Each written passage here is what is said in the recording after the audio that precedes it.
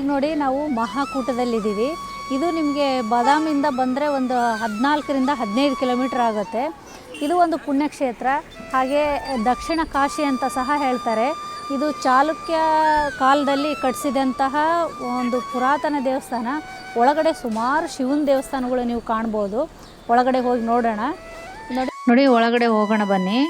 ಈ ಕ್ಷೇತ್ರದಲ್ಲಿ ಎಲ್ಲಿ ನೋಡಿದರೂ ಶಿವಲಿಂಗ ಮತ್ತು ನಂದಿ ಕಾಣಿಸುತ್ತೆ ನಿಮಗೆ. ಒಳಗಡೆ ನಾನು ತೋರಿಸ್ತೀನಿ. ಈ ಕ್ಷೇತ್ರದಲ್ಲಿ ಕೋಟಿ ಲಿಂಗಗಳಿಗೆ ಕೇವಲ ಒಂದು ಲಿಂಗ ಕಡಿಮೆ ಇದೆಯಂತೆ. ಕಾಶಿ ಕ್ಷೇತ್ರಕ್ಕೆ ತೆರಳಲು ಆಗದ ಭಕ್ತಾದಿಗಳು ಈ ಮಹಾಕೂಟಕ್ಕೆ ಬಂದು ದೇವರ ದರ್ಶನ ಮಾಡಿ ಪುನೀತರಾಗ್ತಾರಂತೆ. ಇಲ್ಲಿ ನೋಡಿ ಅಲ್ಲಲ್ಲಿ ಅರಳಿ ಮರ ಹಾಗೆ ಆಲದ ಮರ ನಿಮಗೆ ಜಾಸ್ತಿ ಕಾಣಿಸುತ್ತೆ.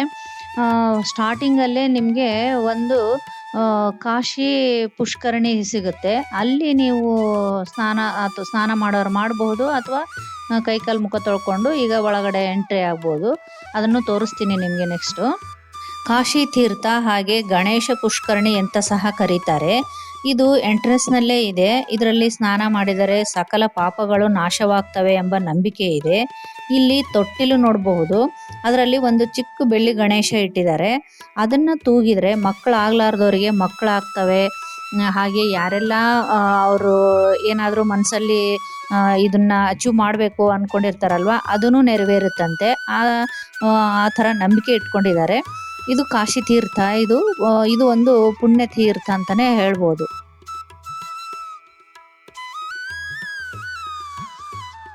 ಮೇನ್ ಎಂಟ್ರೆನ್ಸ್ ದೇವಸ್ಥಾನದ ಒಳಗಡೆ ಹೋಗೋಣ ಬನ್ನಿ. ಸ್ಟಾರ್ಟಿಂಗಲ್ಲಿ ನೀವು ಗಣೇಶನ ದರ್ಶನ ಮಾಡ್ಕೋಬೋದು. ಗಣೇಶ ಇದ್ದಾನೆ.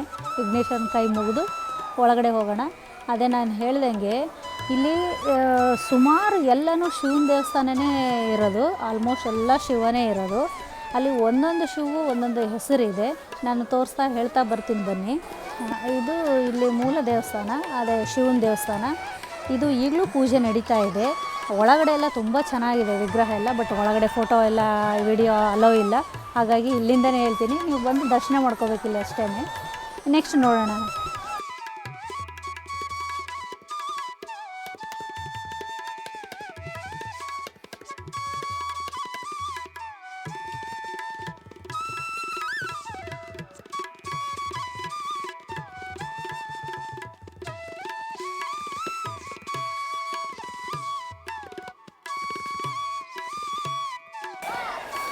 ಇದು ನೋಡಿ ಶಿವನ ದೇವಸ್ಥಾನ ಸುಮಾರು ಇದಾವೆ ಅಂತ ಹೇಳಿದ್ನಲ್ಲ. ಇದು ಅಗಸ್ತೇಶ್ವರ ಅಂತಂದು ಇದು ಒಂದು ಹೆಸರು ಶಿವಂದು. ಇದೊಂದಿದೆ. ಈ ಥರ ಚಿಕ್ಕ ಚಿಕ್ಕ ಮಂಟಪ ಇದೆ. ಅದರೊಳಗೆ ಶಿವಂದು ವಿಗ್ರಹಗಳು ದೊಡ್ಡದಾಗೇ ಇದೆ. ಎಲ್ಲ ಕಡೆಯೂ ಶಿವನೇ ಇರೋದು ನಿಮಗೆ. ನೆಕ್ಸ್ಟ್ ನೋಡೋಣ ಬನ್ನಿ. ಇಲ್ಲಿ ವೀರಭದ್ರೇಶ್ವರ ಇದೆ. ಇದೂ ಒಳಗಡೆ ವಿಗ್ರಹ ತುಂಬ ಚೆನ್ನಾಗಿದೆ. ಎಲ್ಲದೂ ಪೂಜೆ ಮಾಡ್ತಾರೆ. ಕೆಲವೊಂದು ಶಿವಂದು ವಿಗ್ರಹಗಳಿಗೆ ಪೂಜೆ ಇಲ್ಲ ಇನ್ನೂ. ಇದು ನೋಡಿ ವೀರಭದ್ರೇಶ್ವರದ ಇದ್ರ ಶಿವಂದು ಒಂದು ರೂಪ, ವೀರಭದ್ರೇಶ್ವರದ ಒಂದು ರೂಪ ಶಿವಂದು ಚೆನ್ನಾಗಿದೆ. ಇಲ್ಲಿನೂ ಪೂಜೆ ನಡೀತಾ ಇದೆ ಇಲ್ಲಿನೂ ಈಗಲೂ. ಹಾಗೆ ನಮ್ಮ ಮನೆ ದೇವರು ಸಹ.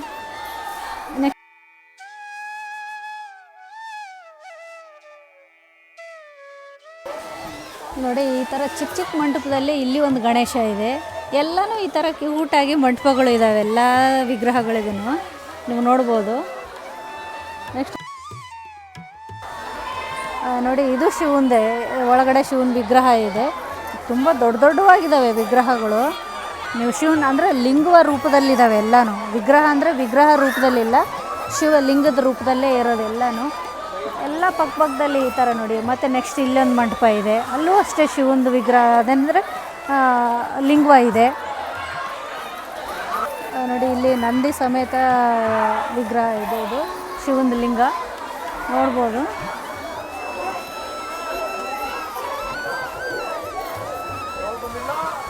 ಈ ಥರ ಒಳಗಡೆ ಲಿಂಗವ ಇರುತ್ತೆ. ಈ ಥರ ಲಿಂಗವ ಇರುತ್ತೆ. ಬಟ್ ಇದಿನ್ನೂ ಸ್ವಲ್ಪ ಚಿಕ್ಕದು. ಒಳಗಡೆ ಎಲ್ಲ ನೀವು ನೋಡ್ಬೋದು ಬೇರೆ ಬೇರೆದು ಇಷ್ಟಿಷ್ಟು ಹೈಟಲ್ಲಿದ್ದಾವೆ, ತುಂಬ ಹೈಟಲ್ಲಿದ್ದಾವೆ ನೋಡಿ. ಇಲ್ಲಿ ಒಂದು ದೊಡ್ಡ ನಂದಿ ಇದೆ. ಈ ನಂದಿ ಹೆಂಗೆ ಅಂದರೆ ನೀವು ಮುಟ್ಟು ನೋಡ್ಬೋದು. ತುಂಬ ತಣ್ಣಗೆ, ಒಳ್ಳೆ ಫ್ರಿಜ್ಜಲ್ಲಿ ಕುಂತು ಬಂದಿದ್ದಾನೆ ಅನ್ನೋ ಥರ ಅಷ್ಟು ತಣ್ಣಗಿದೆ. ಆಮೇಲೆ ಒಂಥರ ಸ್ಮೂತ್ ಇದೆ.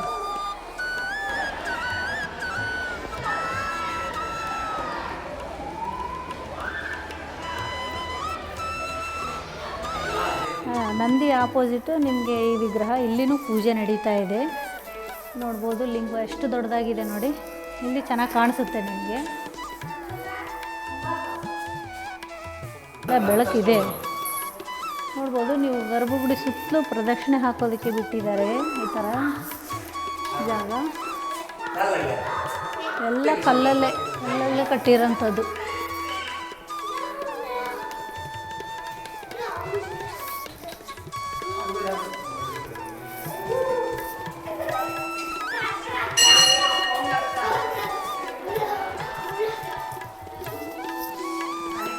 ನೋಡಿ ಈ ಥರ ಪ್ರದಕ್ಷಿಣೆ ಹಾಕ್ಬೋದು ಫುಲ್ಲು ಗರ್ಭಗುಡಿ ಸುತ್ತಲೂ. ಮೇಲ್ಗಡೆ ಎಲ್ಲ ನಿಮಗೆ ಕೆತ್ತನೆಗಳು ಕಾಣ್ಬೋದು. ಚೆನ್ನಾಗಿದೆ, ತುಂಬ ಹೈಟಲ್ಲಿದೆ, ಎಲ್ಲ ಕಲ್ಲಲ್ಲೇ ಕೆತ್ತಿರೋಂಥದ್ದು.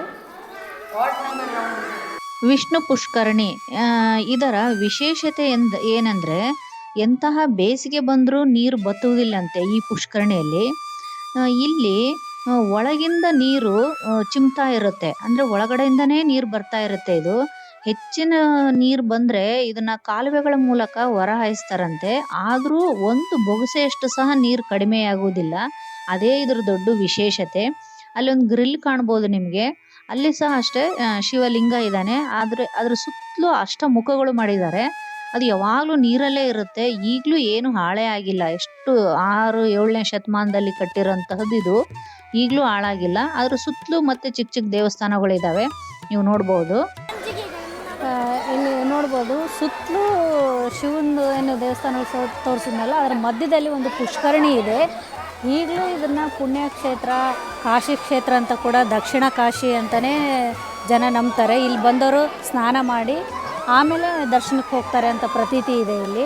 ಅಷ್ಟು ಚೆನ್ನಾಗಿದೆ ಇದು. ನೋಡ್ಬೋದು ಇಲ್ಲಿ ಜನನೂ ಸ್ನಾನ ಮಾಡ್ತಾ ಇದ್ದಾರೆ ಕೂಡ ಈಗಲೂ.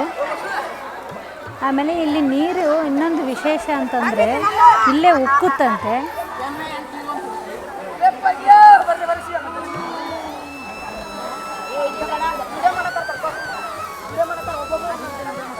ಅದೇ ಇಲ್ಲಿ ಇನ್ನೊಂದು ವಿಶೇಷ ಏನಂದರೆ ಕೆಳಗಿಂದ ನೀರು ಉಕ್ಕುತ್ತಾ ಇರುತ್ತೆ ಯಾವಾಗ್ಲೂ. ಅಷ್ಟು ಕ್ಲೀನಾಗಿದೆ, ಯಾವುದೇ ಥರದ ಕೊಳೆ ಆ ಥರ ಏನೂ ಇಲ್ಲ, ಅಷ್ಟು ಕ್ಲೀನಾಗಿದೆ. ಹಾಗಾಗಿ ಹಿಂದೂಗಳಿಗಂತೂ ಇದು ಒಳ್ಳೆ ಪುಣ್ಯಕ್ಷೇತ್ರ ಅಂತಲೇ ಹೇಳ್ಬೋದು. ನೋಡಿ ಸುತ್ತಲೂ ಇಷ್ಟು ದೇವಸ್ಥಾನ, ಶಿವನ ದೇವಸ್ಥಾನಗಳು ಯಾಕೆ ನಿರ್ಮಾಣಗೊಂಡಿದ್ದಾವೆ ಅಂತಂದರೆ, ಚಾಳುಕ್ಯ ಅರಸಾದ ಮಂಗಳೇಶನು ಯುದ್ಧದಲ್ಲಿ, ಒಂದು ದೊಡ್ಡ ಯುದ್ಧದಲ್ಲಿ ವಿಜಯ ಗೆದ್ದು ಬಂದಿರ್ತಾನೆ. ಅದಕ್ಕೋಸ್ಕರ ಅದರ ನೆನಪಿಗಾಗಿ ಇಲ್ಲಿ ಸುತ್ತಲೂ ಇಷ್ಟು ಅಥವಾ ಶಿವನ ಭಕ್ತ ಆಗಿರ್ತಾನೆ. ಹಾಗಾಗಿ ಇಷ್ಟು ಶಿವನ ದೇವಸ್ಥಾನಗಳನ್ನ ನಿರ್ಮಾಣ ಮಾಡಿದಾನಂತೆ, ಅದನ್ನು ಸೆಲೆಬ್ರೇಟ್ ಮಾಡೋದಕ್ಕೋಸ್ಕರ ಅದನ್ನು. ಆಮೇಲೆ ಸುತ್ತಲೂ ಇಲ್ಲಿ ನೋಡ್ಬೋದು ತುಂಬ ದಟ್ಟವಾದ ಅರಣ್ಯ ಪ್ರದೇಶ ಇತ್ತಂತೆ. ಇಲ್ಲಿ ಗಿಡಮೂಲಿಕೆಗಳಿಗೂ ಅಷ್ಟೇ ಪ್ರಸಿದ್ಧವಾಗಿತ್ತಂತೆ ಮುಂಚೆ. ನೋಡ್ಬೋದು ಸುತ್ತಲೂ ನಿಮಗೆ ಈ ಥರ ಚಿಕ್ಕ ಚಿಕ್ಕ ಚಿಕ್ಕ ಚಿಕ್ಕ ದೇವಸ್ಥಾನಗಳು ತುಂಬ ಚೆನ್ನಾಗಿದ್ದಾವೆ ಮೇಲ್ಗಡೆ.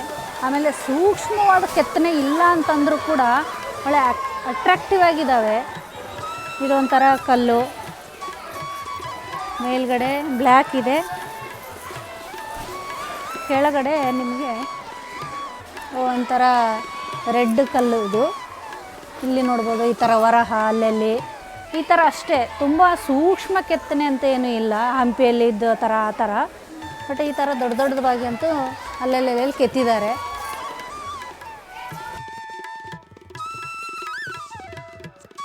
ಈಗ ನೋಡಿ ಎಲ್ಲ ನೋಡಿಕೊಂಡು ನಾವು ಟ್ಯಾಕ್ಸಿ ಹತ್ಕೊಂಡು ನೆಕ್ಸ್ಟು ಪಟ್ಟದಕಲ್ಲು ಕಡೆ ಹೊರಟಿದ್ದೀವಿ. ಅದರದ್ದು ನೆಕ್ಸ್ಟ್ ವಿಡಿಯೋ ಹಾಕ್ತೀನಿ ನೋಡಿ.